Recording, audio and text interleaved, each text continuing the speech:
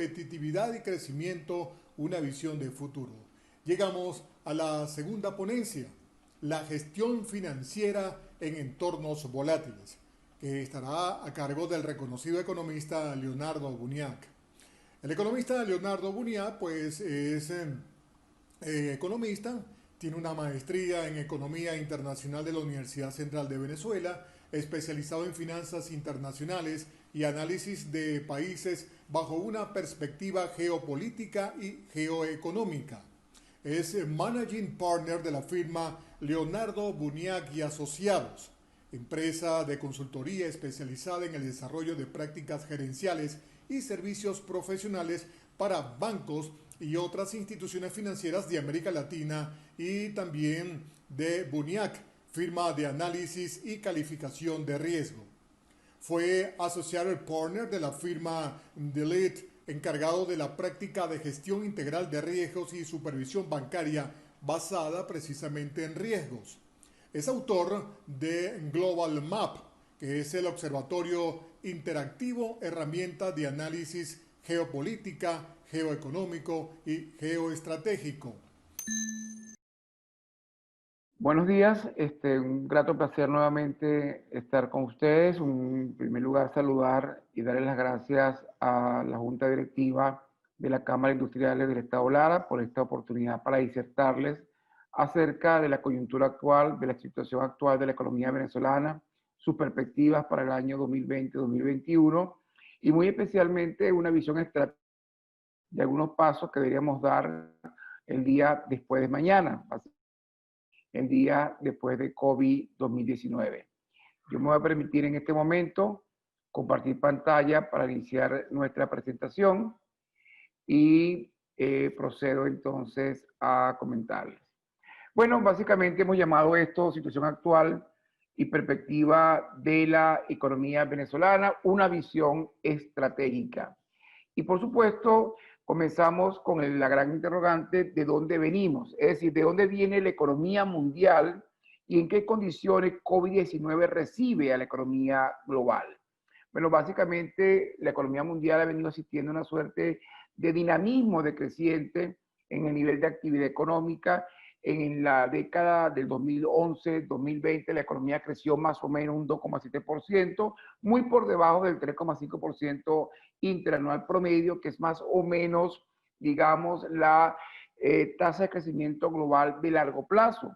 Igualmente, si miramos del lado derecho, la tasa de crecimiento del volumen de comercio internacional, pueden apreciar perfectamente que entre el año 2010 y el año 2019, la economía global más o menos tuvo un volumen de comercio cercano a una tasa de un 2,6%, o sea, está muy por debajo del promedio de 6,4 visto en la década pasada. Es decir, que de alguna manera COVID-19 recibe a la economía global con una tasa de crecimiento, con un dinamismo de actividad económica decreciente, y esto es parte del problema que va a enfrentar la economía global en un contexto de confinamiento, de aislamiento, de cuarentena, como consecuencia de la decisión de muchos gobiernos de aplanar la curva de contagio.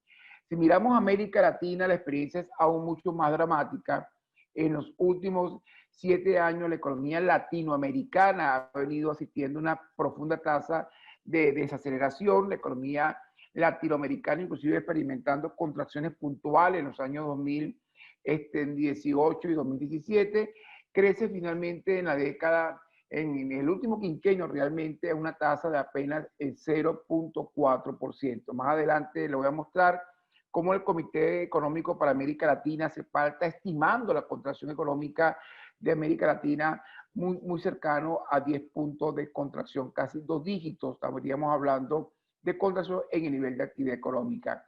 Este comportamiento de la actividad en los últimos 5 años, 0,4%, bueno, encuentra precedentes únicamente en la Gran Depresión de los años 30 y en el inicio de la Primera Guerra Mundial, cuando la economía global tuvo una contracción bastante importante.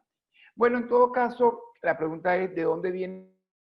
Igualmente, como ha ocurrido con la economía global, la economía viene de un nivel de actividad económica de contracción muy importante en los últimos años.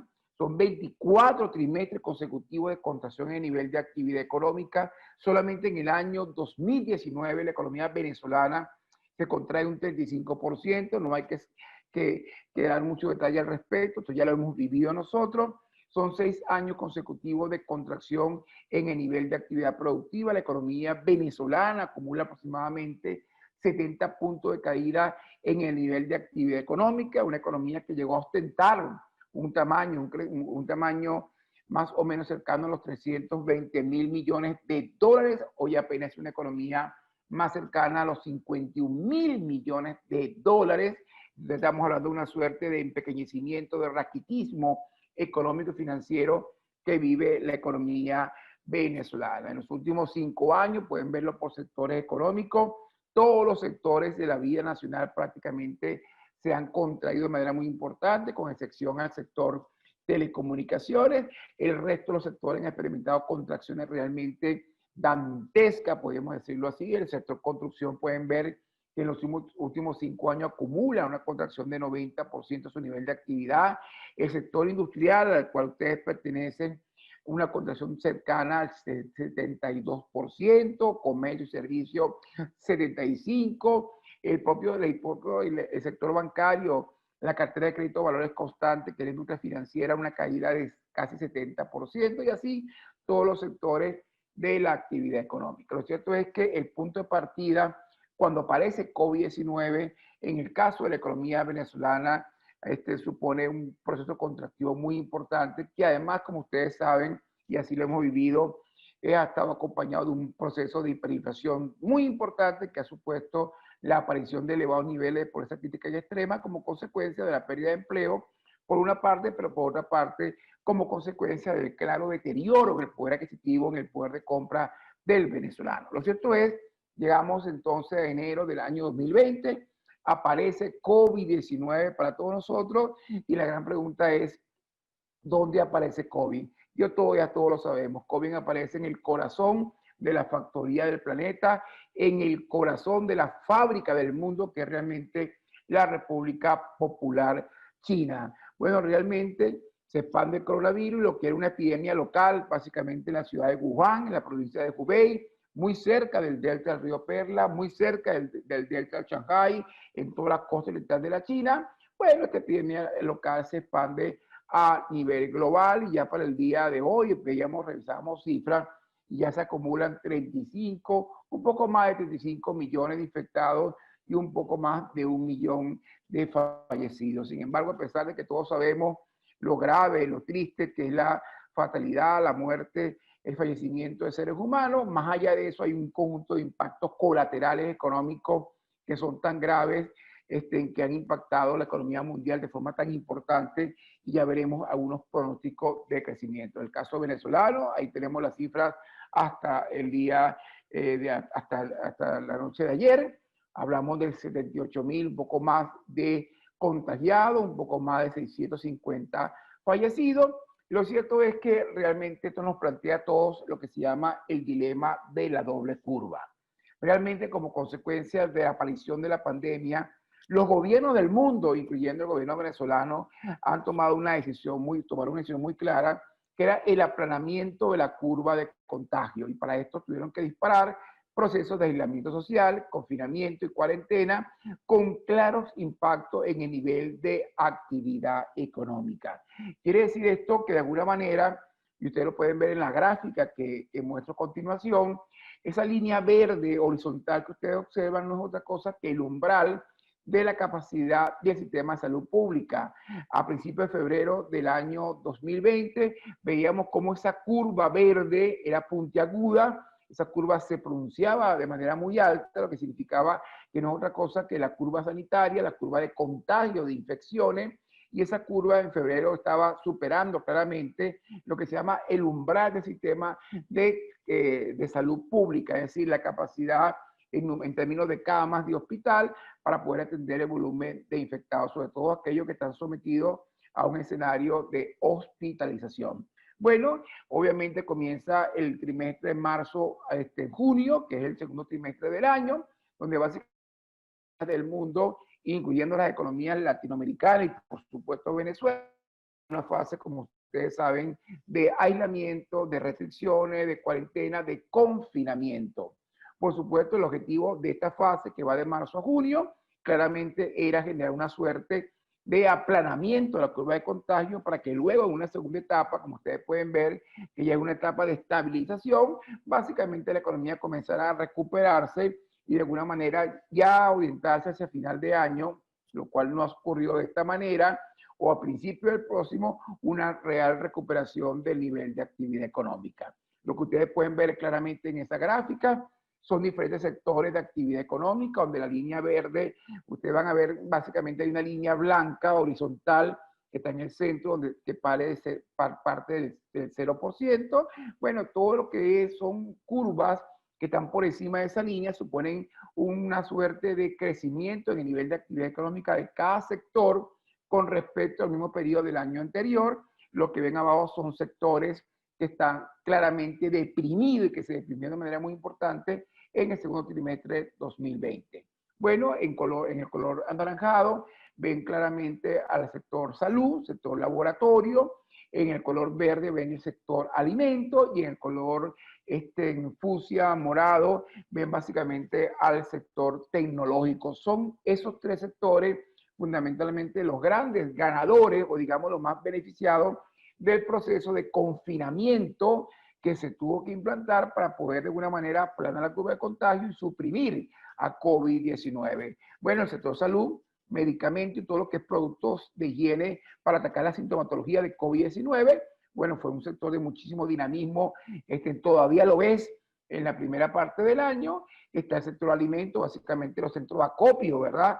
La gente compró alimentos en grandes cantidades porque todo el mundo estaba calculando la incertidumbre dentro de la incertidumbre y por supuesto el sector telecomunicaciones tecnológico el más beneficiado de todo porque todos estamos en teletrabajo como lo ven ustedes en este momento que yo doy esta conferencia a través de Zoom, ¿verdad? Pero hay otras herramientas como Microsoft Teams, Google, etcétera. Es decir que todos los niños en telestudio, la gente usando redes sociales, son esos los tres sectores más beneficiados. El resto de los sectores que ven ustedes abajo, ahí está, entonces está el retail, está el sector turismo, hotelería, el sector petrolero pintado de blanco, con una contracción muy importante en el nivel de actividad, el sector industrial que tiene un color carne, llegó al pozo depresivo en el segundo trimestre de 2020, en fin. Y por supuesto la teoría dice que todos estos sectores se van recuperando, se deben ir recuperando en la medida, obviamente, que se va alcanzando una mejoría en la curva sanitaria. Es decir, que no aparezca un rebrote en COVID-19. Por supuesto, esto no es Venezuela, esto es la realidad más o menos global, donde se espera que en la segunda fase, en la tercera fase del año 2020, ya muchos sectores económicos entran en fase de recuperación y ya para la primavera del año 2021 se observen tasas de crecimiento. Bueno, habrá que ver cómo funcionan las cosas. Lo cierto es que por el momento los pronósticos de la economía mundial son definitivamente sumamente difíciles. ¿Cuáles son los pronósticos? La economía mundial tiene un tamaño aproximadamente de 87 trillones de dólares. Esos son 87 billones latinoamericanos, como lo sabemos leer nosotros.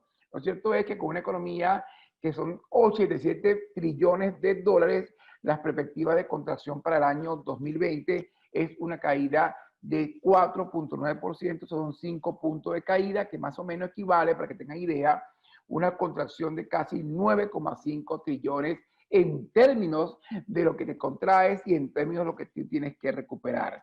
En el caso de Europa, la caída es realmente dantesca, una caída de 2 dígitos, 10.2%. En el caso de Norteamérica, una caída de 8.2%, como pueden apreciar. Hablamos de una región del mundo donde está Estados Unidos, México y Canadá, que representa un poco más del 28% de la economía mundial, más de la cuarta parte. Hablamos de la África subsahariana con una construcción de 3,2%, se contrae el Medio Oriente con 4,7%, se contrae la India con 4,5%, en fin, seguimos viendo contracciones en todos los países del planeta, con excepción de China, que apenas crece 1% en el año 2020. Y ustedes dirán, bueno, claro, se recupera China. No, un momentico, China al crecer 1% técnicamente también está en contracción. Y básicamente, ¿por qué?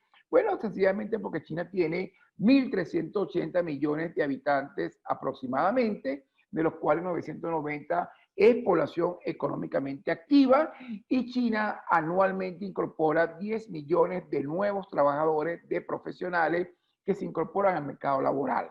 Si China crece menos de 6,5%, lamentablemente China genera desempleo.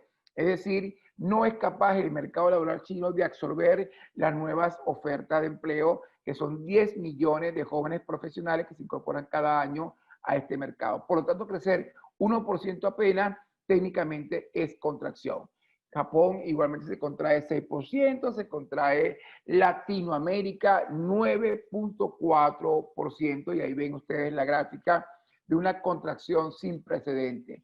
Caer 9,4%, ese es el último pronóstico revisado por el Comité Económico para América Latina, CEPAL, que es muy superior a la contracción de 5% o de 4,9% que se observaron en la Gran Depresión de los años 30 o en el inicio de la Primera Guerra Mundial. Es decir, no hay precedente para este nivel de contracción en el nivel de actividad económica de América Latina. Bueno, como ustedes pueden ver esta gráfica, que es bien interesante, las cifras han ido cambiando, los pronósticos han ido empeorando, o sea, realmente el panorama económico regional es bastante complejo. Pueden ustedes ver que en diciembre, en la barra azul, 2019, había un pronóstico de crecimiento para el año 2020 de 1,3%, aparece COVID y comienza ya el pesimismo, inmediatamente se hace una proyección de una contracción de 1,8%, ya para el mes de abril empeora los pronósticos y cae la economía latinoamericana en proyección, por supuesto, para el 2020 en 5,2%, y la última revisión se hizo ahorita en julio de 2020 con una contracción de 9,1%. Significa esto 16 millones de nuevos pobres para América Latina, donde se incorporan estos a niveles de pobreza crítica y extrema. Bien lamentable y con impacto realmente muy importante en el ámbito social. Bueno, pronóstico para la economía venezolana, ¿qué se espera para la economía venezolana en el año 2020? ¿Cuáles son los primeros pronósticos? En principio, el Fondo Monetario Internacional había interpretado y había proyectado para la economía venezolana una contracción cercana al 15%. Ustedes pueden ver en esa gráfica, y es bastante importante la cifra, que el PIB de Venezuela hoy se encuentra en niveles de 51.000 millones de dólares. Es decir, hoy la economía venezolana es la tercera parte de lo que era en el año 2013. Hemos pasado de 320.000 millones aproximadamente a ser una economía de apenas 51.000 millones de dólares, y eso tiene un impacto muy claro en términos de la actividad que ustedes realizan y, por supuesto, del mercado que hoy estamos hablando en Venezuela. Bueno, la contracción los pronósticos que se han revisado es que la economía venezolana, después de contraerse 35% en el año 2019 como consecuencia, ¿verdad?, del confinamiento, de la cuarentena, del aislamiento, cuyo objetivo fundamental era suprimir COVID-19, bueno, se va a producir una contracción cercana al 32% para el año 2020. Y ustedes van a decirme, wow, esto realmente es un impacto enorme, sí, pero no se preocupen tanto porque ya estamos en el mes de octubre, ¿verdad? Y en consecuencia, buena parte de esta tragedia la hemos vivido y nuestras empresas lo han soportado. En otras palabras, lo que quiero decirle es que ojalá podamos decir con tranquilidad que lo peor ya ha pasado. Lo cierto es que macroeconómicamente hablando, hablamos de una caída de 32 puntos, lo que significa que esa economía que al cierre del año pasado era 51.000 millones de dólares, será una economía apenas para el año 2020 de unos 31.000, de unos 30.000 millones de dólares aproximadamente. Esto es información, es importante, es dantesca. Usted puede inclusive hablar en términos sociales de que usted comienza a pasar de una crisis humanitaria a una suerte de catástrofe humanitaria, eso es cierto, pero esta información es importante para que usted comience a pensar un poco cuál es el tamaño del mercado que estamos atendiendo. Sin duda, el sector industrial es uno de los sectores más afectados básicamente por la marcada sobrevaluación del tipo de cambio en Venezuela.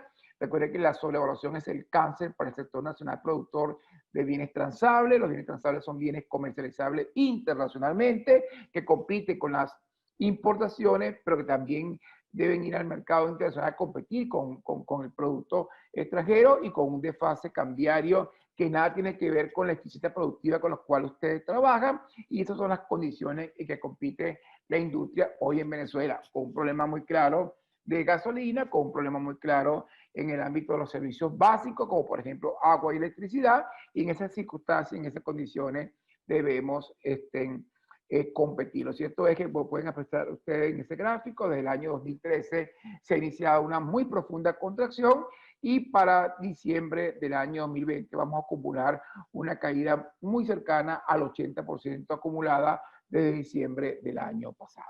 Bueno, lo cierto es que está haciendo Nicolás Maduro para enfrentar la crisis. Bueno, Fedecámara, con Industria, Concecomercio, Fedeagro, Fedenaga, todos los gremios empresariales, como ustedes saben, han solicitado al presidente una línea de acción que va básicamente por una vía directa, que es generarle a las empresas flujo de caja operativo con dos objetivos. Uno, para poder comprar las materias primas para producir alimentos, medicamentos y todos aquellos productos de higiene que pueden atacar la sintomatología de COVID-19, pero por otra parte disponer de un flujo de caja operativo para poder financiar, ¿verdad?, el pago de salario y demás compensaciones de algunos sectores que por cierto están cerrados todavía y que no han sido beneficiados con el proceso de apertura de los esquemas de apertura que ha propuesto el gobierno. Bueno, la realidad es que en líneas generales y en líneas gruesas, la propuesta del mundo empresarial ha sido diferimiento de pago de impuestos, pero por otra parte la modificación del encaje legal para que la banca venezolana pueda de alguna manera disponer de liquidez bancaria con que financiar los niveles de intervención en crédito y que el crédito bancario se convierta en una palanca, en un motor de crecimiento de la economía venezolana. Bueno, lo cierto es que lo que ha hecho el gobierno básicamente es intentar atenuar los impactos de COVID-19 con nuevos subsidios, con algunas compensaciones de la población adscrita al sistema patria. Básicamente estamos hablando de crecimiento de gasto público de carácter clientelar, pero lamentablemente financiado con monetización. Como ustedes deben recordar, en el año 2019 hubo una suerte de anclaje cambiario donde se acercó básicamente la tasa de cambio del mercado paralelo con la tasa de cambio del mercado oficial, con el objetivo básicamente de promover en Venezuela lo que ustedes hoy están sufriendo, que es un modelo importador. El gobierno, ¿qué fue lo que hizo básicamente? Bueno, el gobierno relajó algunos controles, no eliminó la ley de precio justo, por ejemplo, pero sí lo que hizo fue voltearse hacia un lado para que los comerciantes pudieran de alguna manera ajustar algunos precios a los bienes y servicios, con que por supuesto hacer rentable la importación de los mismos, y Venezuela se ha convertido en una suerte de economía importadora, promoviendo en Venezuela un proceso muy claro de dolarización transaccional, ¿ok? Que por un lado se nutre de dólares que vienen del área lícita, porque no todos en este país son enchufados, pero por otra parte también se nutre de una economía subterránea, de una economía de sombra, donde básicamente se observa legitimación de capitales que provienen básicamente de actividades no lícitas. Lo cierto es que el gobierno lo que ha hecho es financiar en el año 2020 ahora básicamente gasto público, y lo viene haciendo con un proceso muy claro de monetización, y hemos observado cómo entonces se aprecia claramente un crecimiento muy importante en los niveles de liquidez monetaria. Al cierre de diciembre de 2019, la liquidez monetaria de los medios de pagos líquidos en circulación se ubicaba en 42 billones de bolívares, pues hoy la cifra se ubica increíblemente, y esta cifra la revisábamos anoche, de 210 billones de bolívares. Es un crecimiento de 400%, se ha multiplicado por más de 4 veces la liquidez monetaria, y el gobierno lo que ha hecho es recurrir nuevamente al expediente de la monetización para financiar gasto público de carácter clientelar. Si nosotros agarramos, y me permiten el ejercicio, ¿verdad?, para que ustedes puedan hacer algunas estimaciones de lo que puede pasar con el mercado cambiario, y agarramos la tasa de crecimiento de la liquidez monetaria de los agregados monetarios, ¿verdad?, de los últimos 6 meses, sin considerar que el último trimestre del año, por razones puramente estacionales, es más expansivo. Bueno, si tomamos esa tasa de crecimiento y proyectamos los 210 billones de liquidez monetaria hacia adelante, pues, mis estimados amigos, se van a sorprender, pero al cierre de diciembre 2020, esa liquidez monetaria que partió de 42 billones en diciembre de 2019 y que hoy se encuentra en 210 billones, podría cerrar en diciembre de este año muy cercana o por encima de los 400 billones de bolívares. Bueno, sencillamente estamos hablando 2 veces el tamaño, ¿verdad?, de la liquidez monetaria de hoy, y ustedes pueden imaginarse qué significa eso en términos de presión en el mercado cambiario, lo que significa también en términos de presión en el nivel de precios de la economía. ¿Cuál es la mala noticia? Básicamente que se ha reiniciado en Venezuela el ciclo hiperinflacionario y seguimos teniendo entonces el récord Guinness de ser la economía hiperinflacionaria de la era digital, pero por otra parte la economía con la hiperinflación más longeva. Es decir, ya es una hiperinflación que dura 3 años y no tiene presente histórico en la economía mundial. Bueno, me regreso rápidamente porque lo que quería básicamente explicarle es que el gobierno ha entendido que tiene que financiar nuevamente gastos públicos clientelar en un contexto de severa caída en el ingreso petrolero. Hoy la producción de crudo, como ustedes bien saben, no supera los 330.000 barriles diarios, más de la mitad de esa producción no genera caja lamentablemente, y como no genera caja, tienes un problema muy serio de ingreso fiscal petrolero. ¿Qué ha hecho el gobierno entonces? Recurrió nuevamente al expediente de monetizar, la famosa emisión inorgánica de dinero, y eso lo que hace es dotar a los agentes económicos con un poder de compra para adquirir productos que no se han producido. Por lo tanto, esta es fuente inagotable de inflación y eso explica las presiones en el mercado cambiario en los actuales momentos y por otra parte también explica sin duda las presiones en el nivel de precio de la economía. Bueno, obviamente otra cosa que se acaba de hacer y ustedes tienen información al respecto es que el Banco Central de Venezuela decide entonces de alguna manera flexibilizar un poco su política monetaria, ofreciendo una suerte de descuento en el encaje legal de 30 billones de bolívares. Y ustedes dirán, bueno, pero esto ayuda de alguna manera a la banca y de alguna manera reactiva el crédito. Bueno, lo que quiero explicar es lo siguiente. En primer lugar, no se modificó la tasa de encaje legal. El encaje legal sigue estando en 93%. Lo que hizo el gobierno fue reconocer y decirte a la banca, bueno, tú tienes un déficit de encaje que más o menos está entre 18, 19, 20, 17 billones de bolívares semanales, yo te voy a dar un descuento de 30 billones para que tú entonces me cubras el déficit de encaje que tienes en esa franja amarilla de esa gráfica y lo que te sobre lo vas a poder prestar.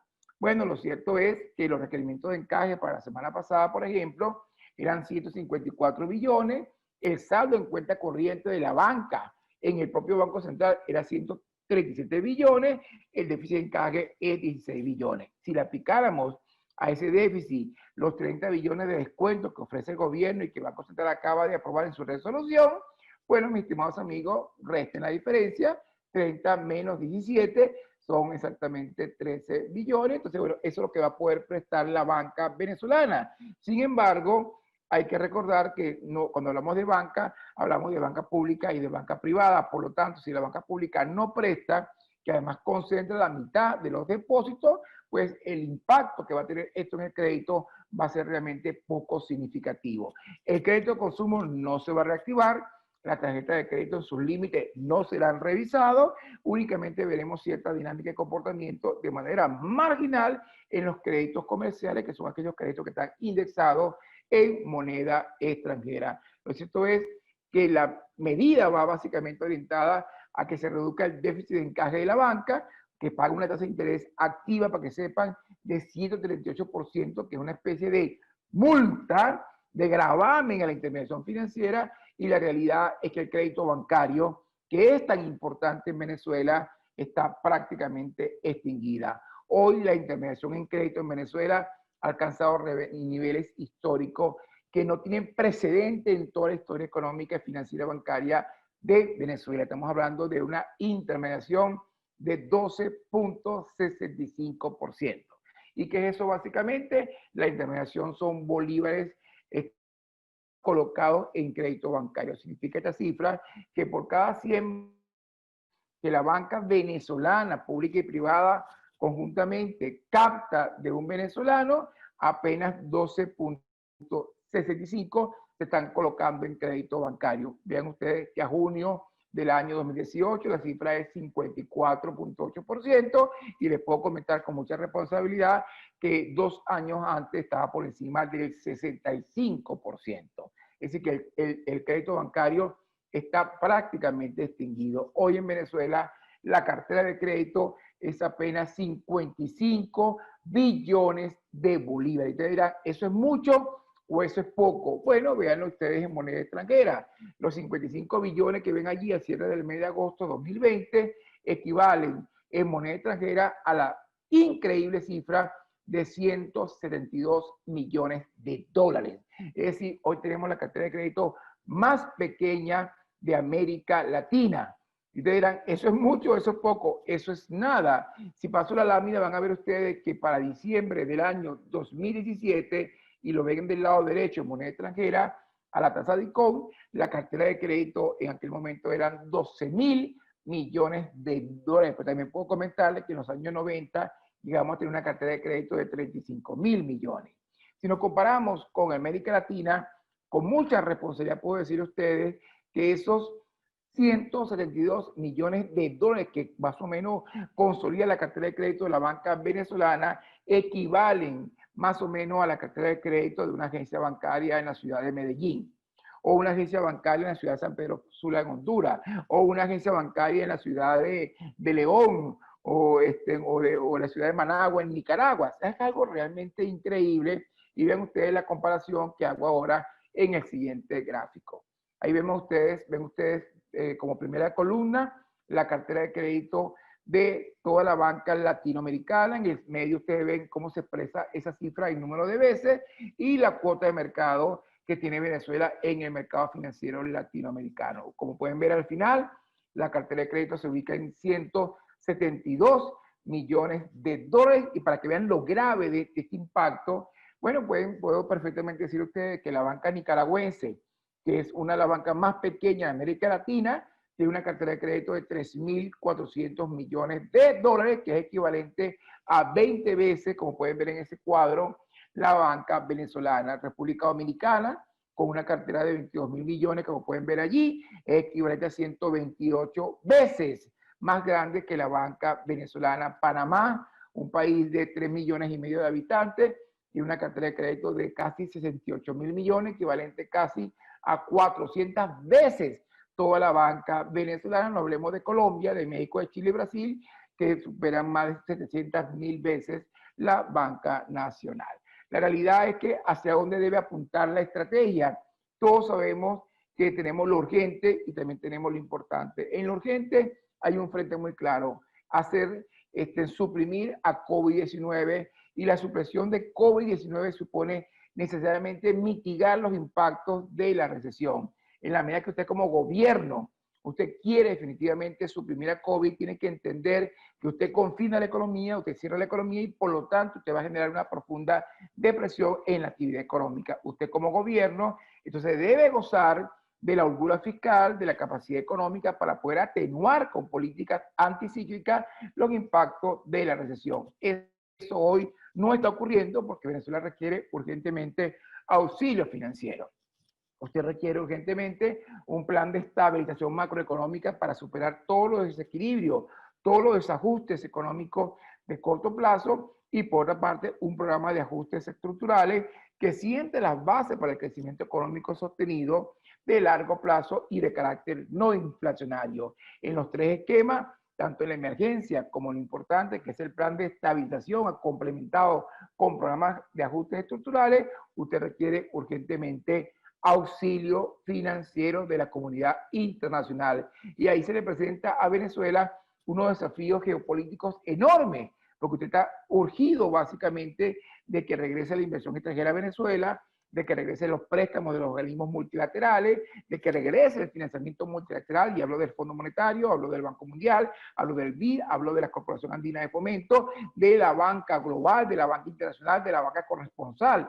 Y para que esto ocurra, Venezuela tiene enormes desafíos geopolíticos, que es cambiar reputacional, es decir, la percepción que tenemos en el mercado mundial. Y esa percepción lamentablemente va por dos vías. Uno, Venezuela es percibido como un país que se inscribe lamentablemente en prácticas totalitarias, en prácticas autocráticas que de alguna manera asfixian las libertades económicas y asfixian la democracia liberal. De allí que las sanciones estén buscando el restablecimiento del orden democrático e institucional en Venezuela. Pero por otra parte, Venezuela también es un Estado que es percibido, no lo digo yo, es un problema de percepción, de riesgo reputacional. Esa percepción es que Venezuela también es percibido como un Estado que es permisivo en prácticas de corrupción, en prácticas de legitimación de capitales, lavado de dinero y financiación al terrorismo. Y lamentablemente, producto de estos dos elementos, las prácticas totalitarias y por otra parte el ser percibido como un Estado permisivo en prácticas de legitimación de capitales, lamentablemente nos cierra el acceso al mercado internacional, impide que Venezuela pueda reestructurar la deuda pública externa y básicamente porque Venezuela tiene que entregarle a los acreedores una suerte de programa económico que de alguna manera indique que se le va a devolver al país su capacidad de repago de la deuda, pero por otra parte requiere la Asamblea Nacional para modificar los términos de esa deuda y por otra parte requiere al gobierno de los Estados Unidos que levante sanciones porque la deuda venezolana es emitida en dólares bajo la jurisdicción del dólar de los Estados Unidos. Así que entonces el cuadro sumamente cerrado y sin duda debo concluir que Venezuela no podrá lograr un cambio económico tristemente sin un cambio político. Después de COVID, ¿qué viene? Una vez que COVID desaparezca, bueno, si es que logra desaparecerse, yo creo que todo tiene que ver con la vacuna y que pueda avanzar y superarse la curva sanitaria. La gran pregunta es cómo sobrevivir en un entorno donde ya no será una ventaja competitiva saber operar con las reglas, las costumbres y los hábitos de ayer. Lo primero que debo recomendarle, mis estimados amigos, es que no siga hablando de resiliencia. Lo que es resiliente resiste, pero también se fractura, se quiebra. Ponerse en modo sobrevivencia después de COVID-19 ya no será suficiente porque ya nada será como era antes, porque todo dejó de ser como era. Entonces, así usted tiene que hacer entonces análisis estratégico y comenzar a hacer ejercicio para identificar los verdaderos cines negros, es decir, aquellos eventos inesperados que pueden agregar o pueden restar viabilidad económico-financiera a su negocio. Le recomiendo, deje de estudiar las cosas ya sabidas, las cosas ya conocidas y comienza a recompensar a aquellos compañeros de trabajo, aquellos socios, aquellos amigos que son capaces de imaginar definitivamente lo impensable, que son capaces de imaginar lo imposible. Yo debo decirles a ustedes, ya tengo 35 minutos hablando, creo que me quedan un par de minutos, pero lo que quiero comentarles es que 7 de las 10 grandes empresas agroindustriales de Brasil que fueron capaces de superar el proceso de hiperinflación brasileño que fue tan fuerte, 7 de 10 grandes empresas, una vez que se acabó la hiperinflación, lamentablemente desaparecieron cuando llegó la competencia internacional. Con esto quiero decir que es posible que todo aquello que hicimos ahorita, que garantizó nuestra supervivencia en un entorno macroeconómico y político muy hostil como el actual, el día después de mañana, el día después de COVID puede asegurar nuestra desaparición. Por lo tanto, hay que cambiar antes que el cambio nos obligue a cambiar. El día después de COVID ya no será una ventaja competitiva saber operar en crisis, en caos y en incertidumbre. Tenemos que practicar lo que se llama la antifragilidad, que consiste en entender que en las crisis hay oportunidades y que las crisis no se desaprovechan. Por lo tanto, la antifragilidad implica básicamente la capacidad de ser flexible frente al cambio. Cambie antes que el cambio nos obligue a cambiar. Todas esas inversiones que usted está planificando hacer en el largo plazo, después que todo eso pase, pues yo le recomiendo que las haga ahorita.